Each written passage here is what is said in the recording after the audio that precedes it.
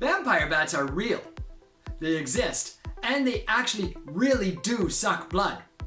But there's a lot more to these creatures than you can imagine, probably. Let's take a look at the surprising truth about these creatures. Hi, and welcome to the Les Paris Podcast, episode 351, about vampire bats. Where do they live?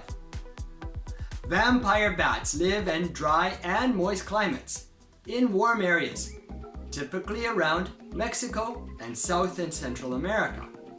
In Mexico, they live along the coasts quite a bit.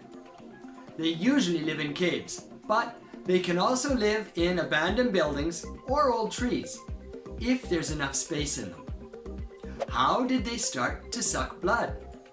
Scientists think that the bats started or learned how to suck blood when they were eating the insects. They found the insects on the animals and pulled them out because the insects were eating the animal's blood.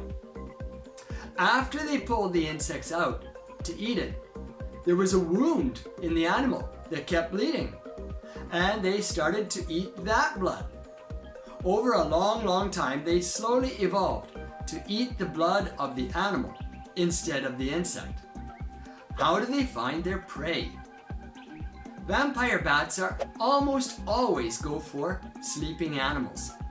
They have an echolocation skill like the other bats, but this skill has been highly refined to be able to hear the slow, long breathing of an animal that is asleep. When it hears that slow, long breathing, it knows that it's found a good animal to go and feed on the blood. How do they know where to bite? Vampire bats have a really cool sensor right near their nose that's able to find hot and cold areas. In a place where the blood is close to the skin, it's going to give off heat more than other areas on the animal. So they sense the heat, and they know that that's where there's a lot of blood close to the surface of the animal. And if they bite there, they can get their meal quickly and easily. Are they monsters? You might think if they're drinking blood, they are monsters.